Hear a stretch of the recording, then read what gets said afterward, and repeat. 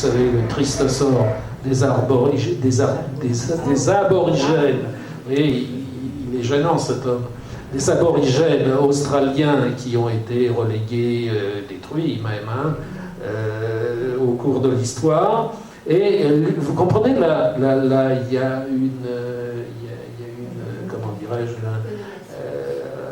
une parabole, en somme.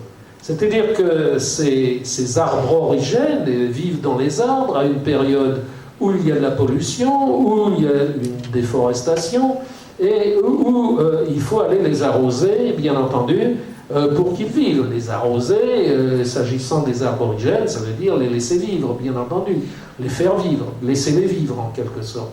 Et c'est exactement ce qui se passe ici. Alors là, c'en est une, c'est une arbre origène, et bien sûr arbre origène, puisqu'il les a installés dans des arbres. Alors là, je regrette d'aller très très vite, parce que ça fait partie d'une des opérations centrales dans la carrière d'Ernest. Et c'est ce sur quoi j'insisterai pas. C'est comme ça. C'est les différentes campagnes qu'il a faites à Naples entre 88 et 95. Il est absolument fasciné par Naples. Je veux dire que je pourrais en dire autant. Simplement, il est fasciné par diverses choses. Par d'abord cette ville elle-même, la ville actuelle, avec tout ce que ça comporte, comme pauvreté, comme délinquance, etc. Alors vous voyez, on tire un fil comme ça. On parle de délinquance. Quel est le grand délinquant ou l'un des grands délinquants de Naples dans l'histoire? Eh ben, c'est un peintre, et ce peintre s'appelait Caravage. Caravage est un ragazzone qui est né à Naples, n'est-ce pas, et qui est mort pas loin d'Ostie. Alors, puisqu'on tire le fil Caravage, on va tirer le fil baroque. Et bien entendu, Ernest est passionné de baroque. Et des choses qui sont moins connues, avec lesquelles j'ai discuté avec lui, c'est qu'il est aussi passionné par la vie souterraine de Naples. Naples est une ville souterraine. C'est une ville doublement souterraine, d'une part à cause de l'Antiquité et de ce qui s'y est passé, mais pas seulement parce qu'il y a des sites, enfin il y a des éléments archéologiques enfouis, mais à cause des cultes, bien entendu, aux puissances ptolémiennes qui étaient célébrées dans l'Antiquité et qui ont survécu, je suppose que certains d'entre vous connaissent Naples, dans le culte qui est le culte des âmes du purgatoire. Et d'ailleurs, dans les rues de Naples, en particulier dans les alentours de Spaccanapoli, qui est cette grande rue, si vous voulez, qui est le Cardo Decumanus, je ne sais jamais lequel des deux, de Naples, qui était un ancien camp romain, bien entendu, et donc cette grande rue qu'on appelle Spaccanapoli, qui partage Naples en deux, donc où se trouve le quartier populaire, eh bien, il y a des marchands de santons, et puis vous avez des marchands de petites figurines, qui sont les figurines des âmes du purgatoire. Et souvent, dans les maisons, vous avez des niches qui sont creusées avec des bougies, et vous voyez les âmes du purgatoire. Et vous avez le culte des os, qui doit aussi remonter à la plus haute antiquité, même avant l'antiquité romaine, sans aucun doute, Et le culte des os, alors nous y participâmes, ma femme et moi, une fois à Naples, enfin on y a participé de loin, parce que depuis le Concile Vatican I, Vatican II, pardon, l'aggiornamento, on a supprimé tout un tas de choses qui étaient païennes. Naturellement, Sainte Philomène, qui était la grande sainte napolitaine, a été classée, et donc elle n'est plus sainte du tout. Vous imaginez, faire ça aux Napolitains, c'est un peu raide. Et puis, dans les pas les catacombes, il y a aussi des catacombes à Naples, mais dans le sous-sol des églises, il y avait des niches, n'est-ce pas, et elles ont toutes été murées. Alors, dans ces niches, il y avait des os des défunts, si vous voulez, et chaque famille savait où étaient les os de ces défunts, et ils s'y rendaient avec des chiffons, des lotions, des parfums. Il prenait les os et il les astiquait chaque année, si vous voulez, sans doute aux fêtes commémoratives, aux anniversaires du défunt, je ne sais pas exactement, enfin à chaque fois qu'ils avaient envie de repérer les os de leurs ancêtres, et ils savaient très bien, fictivement sans doute, mais peu importe, étaient les os de leurs ancêtres, et c'était eux qui se chargeaient de ces os-là, et il ne fallait pas qu'une autre famille s'avise d'aller frotter les os de ses ancêtres. Alors, ce qui est, si j'ose dire, amusant dans cette affaire-là, c'est que depuis que ces cellules ont été formées, les Napolitains continuent à les révérer, et ils font des gestes. Alors, il y en a qui ont certainement oublié d'où ça venait, et vous voyez les gens qui sont devant un mur, comme ça, qui font des gestes absolument inconsidérés. Ils sont en train de mimer, vaguement, parce qu'ils ne se souviennent peut-être pas d'où ça vient, hein, parce que ça fait longtemps, hein, le Vatican II, malgré tout. Et ils miment comme des gestes qui sont les gestes des gens qui astiquent les os. Donc, si vous voulez, cette pratique immémoriale de Naples, des profondeurs, si vous voulez, a été donc illustrée par Ernest. Et vous avez ici un Christ mort de Guido Mazzoni, qui est aussi un peintre baroque. Et vous voyez comment il est installé. C'est-à-dire qu'il y a ce soupirail, et il a engagé, mis sur le... Vous voyez, il l'a fait dégringoler le long du mur et un peu sur le trottoir en bas, et ce Christ mort, il est comme sortant à la fois d'un soupirail, d'un tombeau et de l'église. Il faut dire que les églises à Naples, il y en a plein qui sont fermées depuis des décennies. Alors on les restaure peu à peu, on les rouvre, et il y en a qui sont fermées depuis un temps immémorial, qui sont des églises baroques superbes d'ailleurs, et bien entendu, dans lesquelles on ne met pas les pieds. Alors, voilà une autre évocation tout à fait napolitaine, c'est l'évocation de la peste, des pestiférés. Alors, la peste est un mal endémique, ou le choléra sont des maux endémiques encore présents à Naples, par la peste, mais en tout cas le choléra. Et c'est un mort, naturellement, qu'on est en train d'emmener dans son caveau. Je vous dis tout de suite que cette partie-là, elle est collée. C'est-à-dire que quand on a une photo d'Ernest Pigno-Ernest, le trompe-l'œil est tel qu'on ne sait plus ce qu'est la réalité sur les photos. Sur les photos, bien entendu, quand on les a en face de soi, on le voit. Mais sur les photos, on n'arrive plus à démêler le faux du vrai. Et ça, c'est aussi tout à fait intéressant quand on sait le rôle que la photo a dans la communication des œuvres d'Ernest, puisque ces œuvres-là, elles se retrouvent, vous avez vu dans quel état elles se retrouvent dans les galeries, c'est-à-dire sous forme de dessins, avec une photo, etc. C'est plus du tout cette réalité-là. Cette réalité-là, elle est détruite depuis longtemps, et quand elle ne serait pas détruite, il y a des braves gens qui se sont bien mêlés d'aller les arracher, bien entendu, pour leur plus grand profit, tout au moins croit-il. Alors vous voyez ça, on est dans le Vicoletto San Domenico, donc une petite rue étroite. Et alors vous voyez la plaque qui a été recouverte par le papier d'Ernest, vous voyez, elle a été recouverte, eh bien il a redessiné sur place pour, si vous voulez, refaire, pour récupérer le contour de la plaque. Ah, c'est assez curieux ça.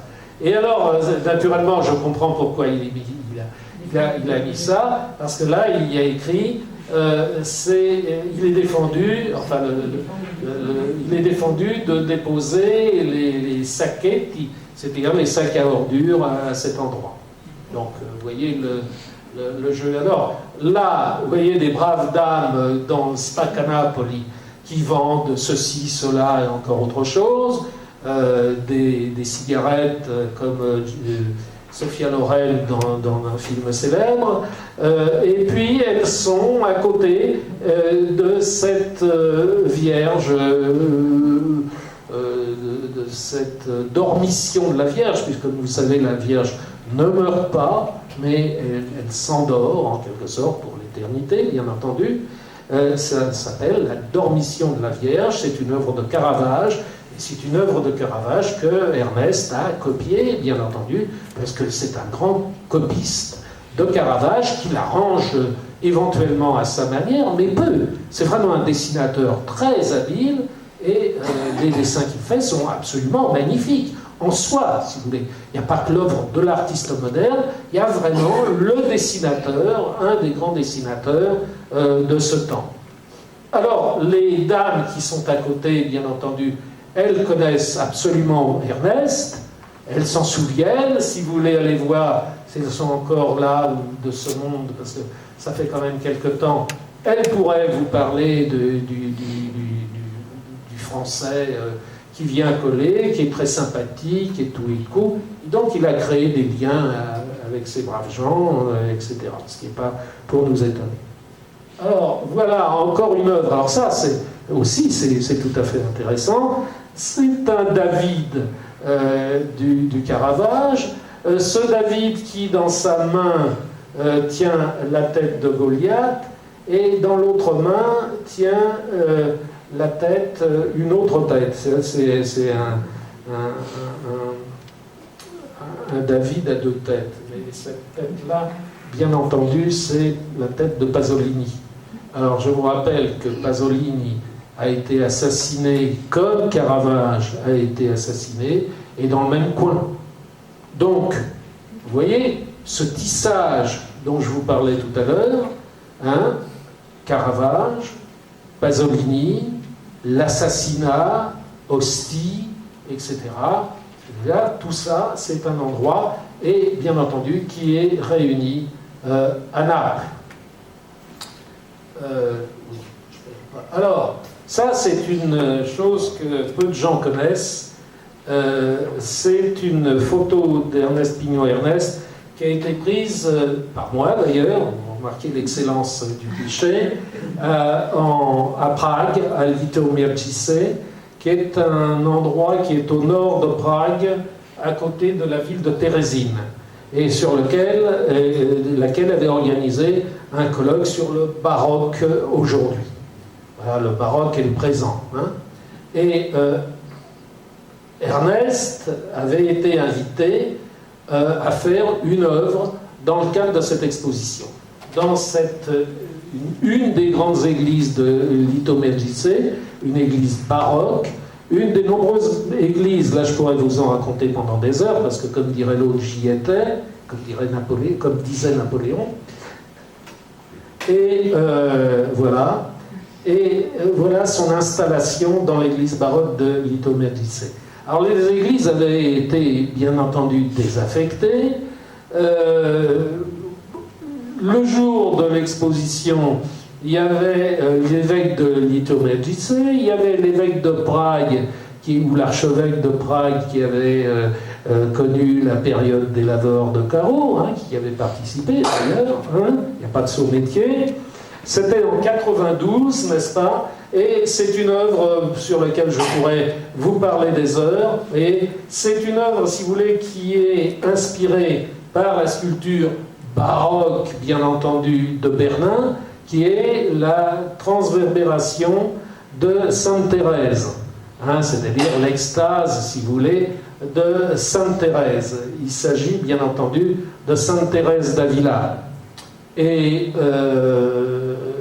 alors nous y fûmes ensemble avec les rouleaux sous le bras, dans l'avion, dans la ville, et on a commencé à réaliser cette affaire-là, qui est un truc, je ne veux pas vous l'expliquer, ça nous mènerait trop loin, mais où il y a l'ange, si vous voulez, comme dans l'œuvre de Bernin, hein, l'ange qui brandit une flèche et qui va frapper Sainte Thérèse.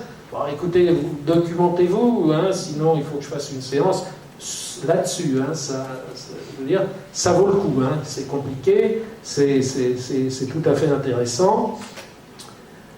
Quoi dire? C'est-à-dire que ce que vous voyez là, c'est le visage très grand de Sainte Thérèse en extase, et ce que vous voyez dans la main de l'ange, n'est-ce pas, c'est la robe de Sainte Thérèse. C'est-à-dire que Sainte Thérèse, l'ange, il a retiré le vêtement de Sainte Thérèse, qui est en extase, et que l'on voit déshabillé dans cet autre endroit, dans ce repli, mais on ne le voit pas ici.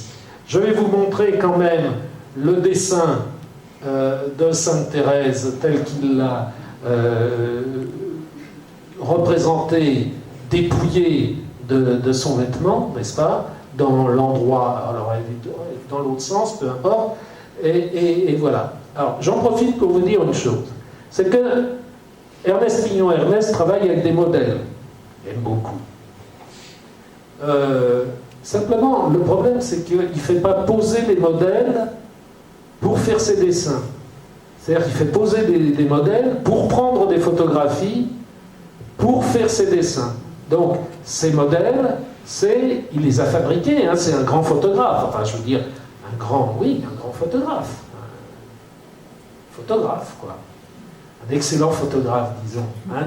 C'est pas son activité principale, ça fait partie, c'est intégré à son affaire.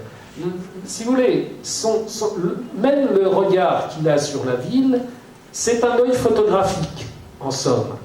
C'est un œil photographique et c'est un corps parcourant la ville.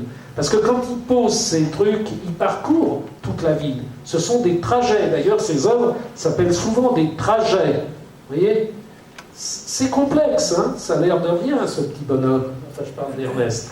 Mais c'est vraiment une grande invention. Hein, c'est une grande invention. C'est lui qui a inventé cette manière de faire. Ça n'a pas rien à voir, enfin ça n'a rien à voir, on pourrait faire des rapprochements, avec les affichistes par exemple. Hein, avec les affichistes. C'est pas du tout la même affaire. Les affichistes travaillent peut-être sur le souvenir, sur le temps, sur la chose qui se dégrade, mais ça c'est infiniment plus complexe, c'est multidimensionnel. Je dirais que ils travaillent dans les 4 dimensions, sinon dans plus que 4 dimensions. Ernest Pignon-Ernest, et c'est ce qui fait ce que je n'hésite pas à appeler son génie.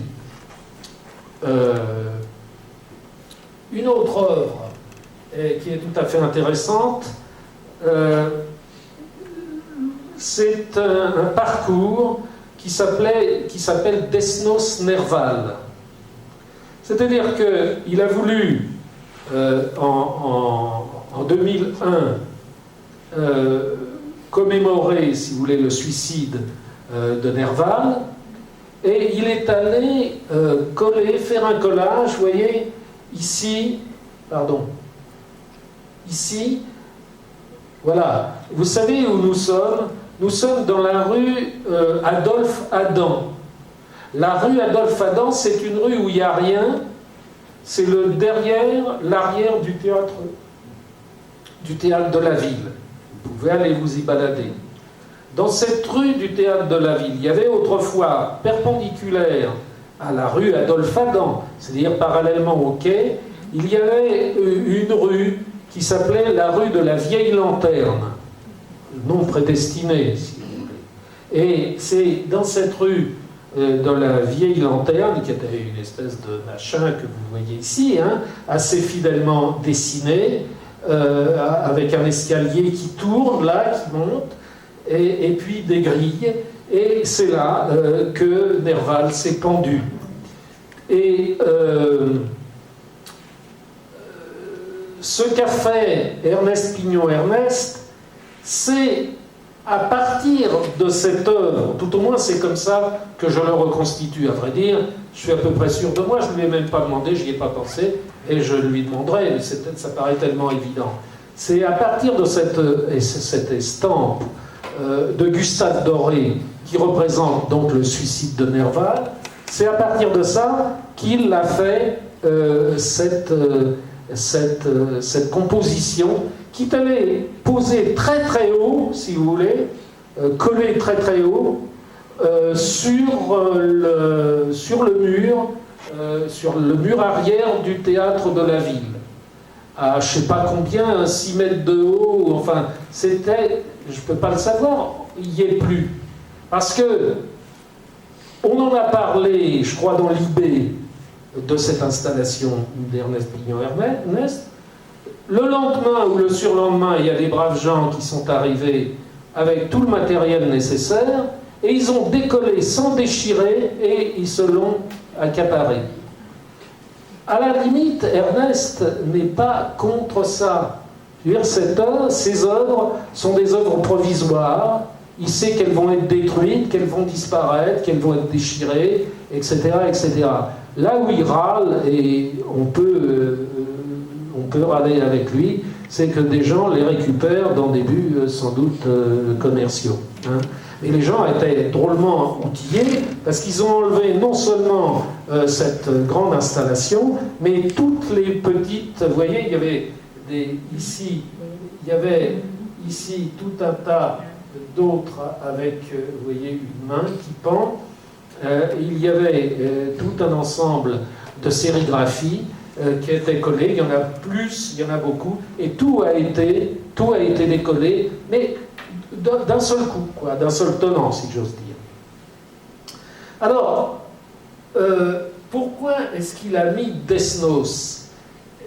C'est parce que Desnos, pour lui, c'est un poète comme ça, aérien, angélique, en quelque sorte. Et que dans le dessin de Gustave Doré, eh bien, évidemment, ce sont des anges qui descendent, comme ici, Desnos, sous la forme d'un ange, vient à la rencontre, en quelque sorte, de Nerval. Alors, Desnos, je peux vous assurer que Desnos, c'est un des... Ernest Pignon-Ernest est un fanatique de Desnos. Et lorsque nous sommes allés à Térésine, parce que la première chose que j'ai faite en descendant de l'avion et en arrivant à Prague, c'est demander aux gens qui nous invitaient de nous amener tous les deux à Térésine. Moi, j'avais envie d'aller à Térésine depuis très très longtemps. Térésine, vous le savez, a été un camp de déportation pour la forteresse pour les prisonniers politiques. À l'extérieur, il y avait des baraquements pour les juifs, parce que, bien entendu, les autres étaient trop bien installés à l'intérieur de la forteresse.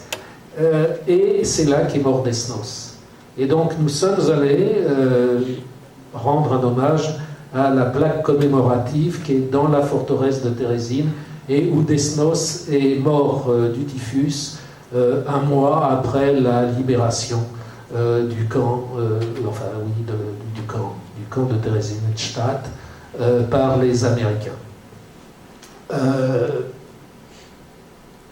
dis des bêtises, c'est par les Russes, je crois. Par les Russes. Pardon ? Non, je crois que c'est les Américains. C'est un Américain qui l'a retenu. Ah oui, c'est tout à fait juste. Voilà, heureusement que je commence à être fatigué. Oui, c'est tout à fait exact, bien sûr. Et qui lui a parlé d'ailleurs. Oui, tout à fait. Bon, vous permettez, je profite. J'en suis où là? 20h18? Oh là! Mais je suis drôlement en avance. Je vais profiter pour me rafraîchir un peu.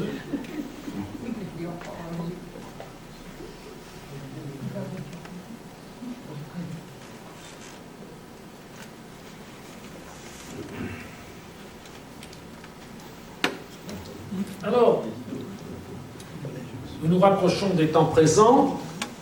En 2002, c'était en 2001, cette installation. Voilà une autre estampe, ouais, ça c'est une chose.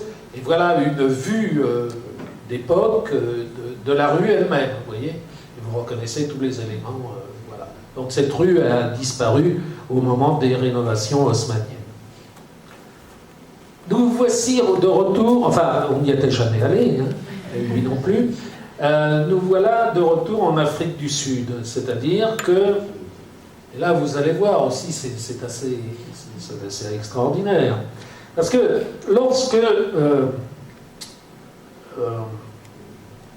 Mandela a été libéré et qu'il est devenu donc président de l'Afrique, Ernest, durant le temps de sa détention, avec un certain nombre d'amis qu'il avait associés à son action, ils ont constitué un musée.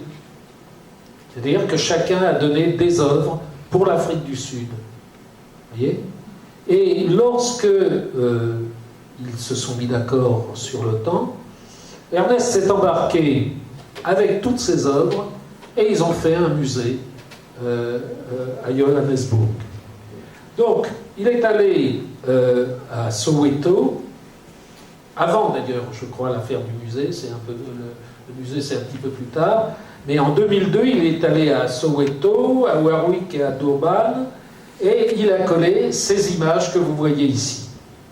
Enfin, cette image que vous voyez ici. C'est-à-dire une femme qui, dans ses bras, tient un homme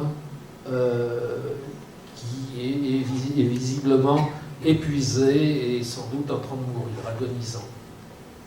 Cette œuvre, c'est une œuvre originale, mais qui est faite d'après une image qu'il a sérigraphiée et collée à côté. Et cette image sérigraphiée collée à côté, elle a fait le tour du monde. C'est le cadavre, enfin c'est une mère, un père,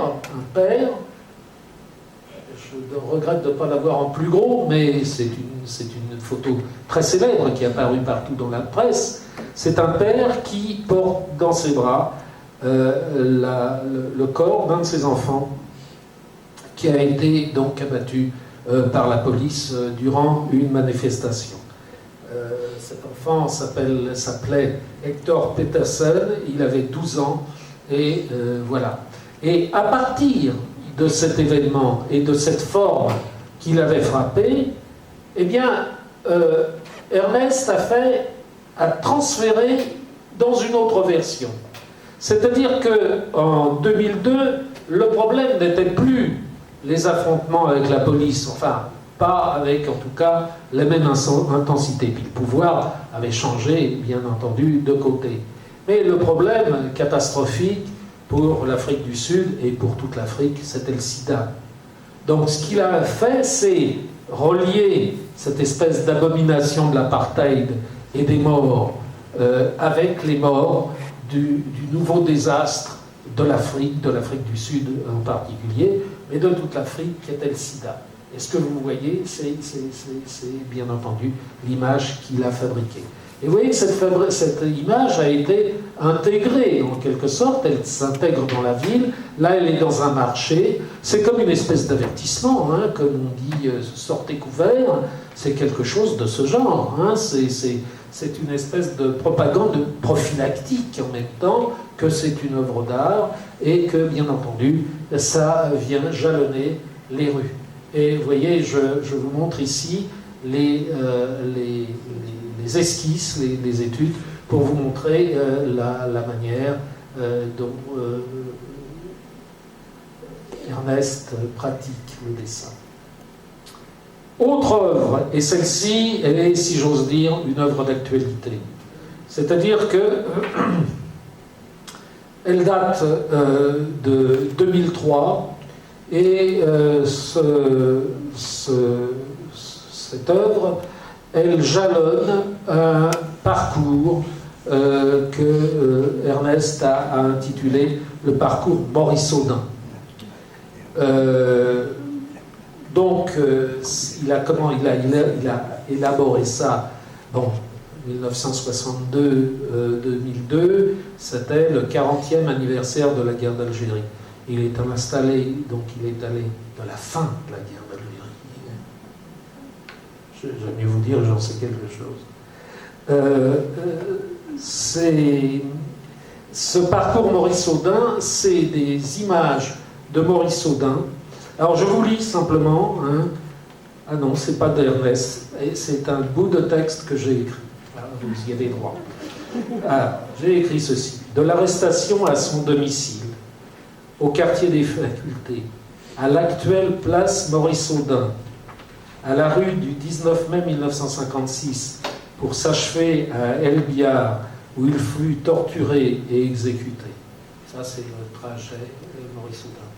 Je m'empresse de vous dire d'ailleurs que la place Maurice-Audin à Alger existe bien avant qu'il y ait eu une place Maurice-Audin à côté de Jussieu.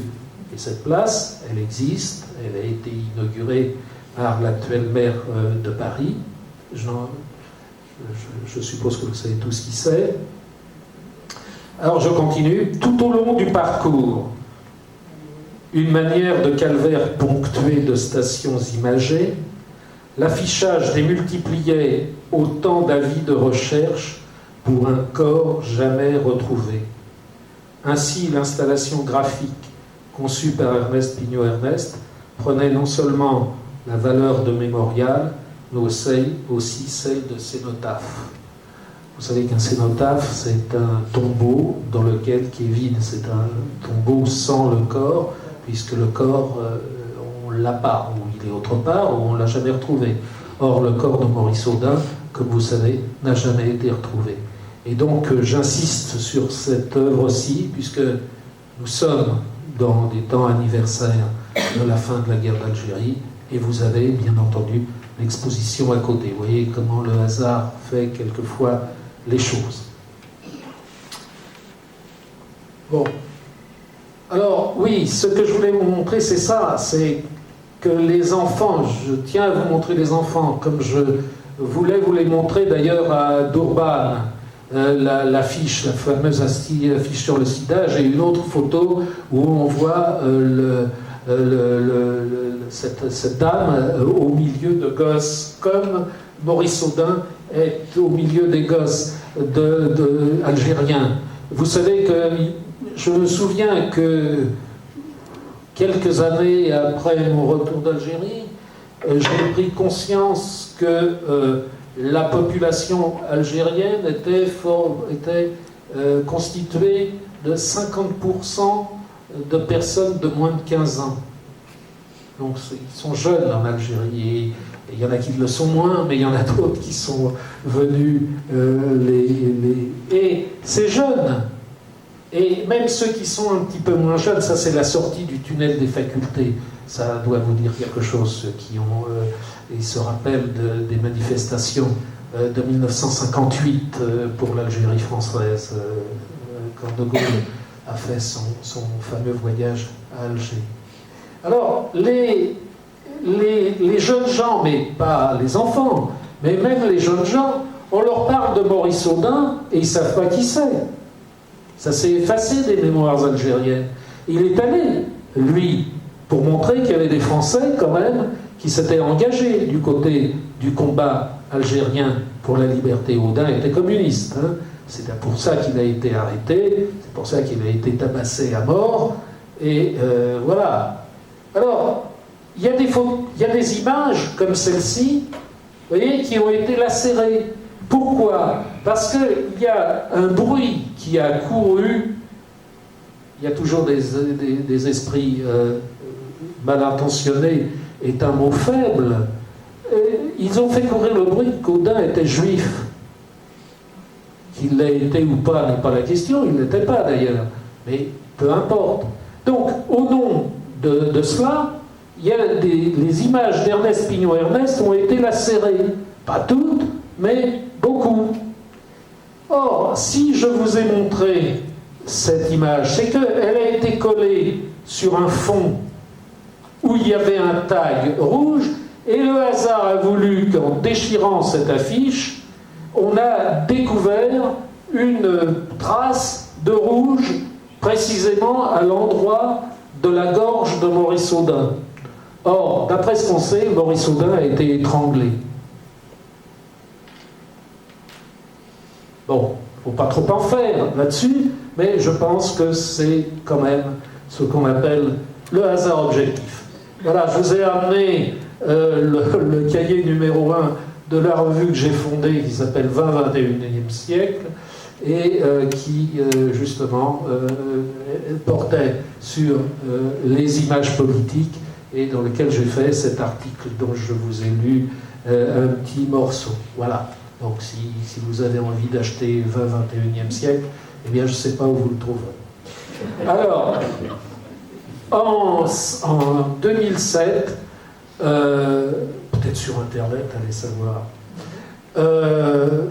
En 2007, Montauban, vous voyez, on se rapproche beaucoup. Montauban a un parcours, enfin, c'est pas un parcours, c'est une expo qu'il a faite dans le musée à Ingres, exceptionnellement, je vous le montre. Pourquoi Ingres? Bon, d'abord parce que Ernest est un grand admirateur d'Ingres, moi aussi d'ailleurs. Pourquoi Ingres? Parce que c'est le plus grand dessinateur français sans doute, hein, bon, avec d'autres bien sûr, et que Ernest Pignon-Ernest se réfère bien entendu à Ingres. Picasso aussi était un dessinateur fabuleux. Hein.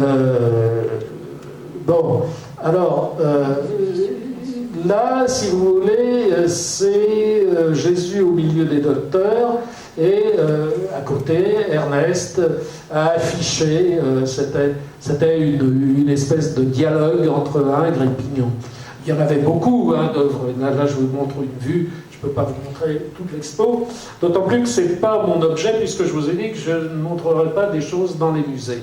Et celle-là, je voulais la montrer parce que vous savez ce que disait Ingres à propos du dessin. Il disait le dessin, c'est la probité de l'art. Alors, voilà une formule à inscrire en lettres d'or sur vos cheminées, et naturellement que Ernest a certainement repris à son compte. Ce que je voulais vous montrer, c'est ça. C'est-à-dire que il a pris une partie d'une œuvre d'Ingres et il a pris les anges, n'est-ce pas, et il les a dessinés. Donc là, ce que vous voyez, c'est un ange. C'est un ange qui vole. Vous voyez, il a du goût pour les anges. Il a déjà transformé Desnos pour un ange. Et là, il a fait un ange. Et puis, l'ange que vous voyez à gauche, c'est son jumeau, hein, il y avait deux. Alors les anges avec Ernest ont un sexe, visiblement. Et les anges sont des femmes. Voilà, elles sont féminines. Je ne dirais pas que les femmes sont des anges, c'est un autre problème, mais les anges sont peut-être des femmes. Et là, on le voit bien, ce sont des femmes. Il n'y a aucune espèce d'équivoque. Et donc voilà l'autre ange, toujours le sexe bien en apparence, là. Et puis ça, c'est, comme on voit la réclame dans les journaux, c'est avant, et ça, c'est après. C'est-à-dire que Ernest a eu le bon goût d'installer ces deux dessins sur la façade de la cathédrale de Montauban. Il a dû les mettre dans la nuit du 28 au 29 juillet 2007. Le dimanche était le 29 étant naturellement un dimanche, et le dimanche, eh bien, il y a des gens, un groupe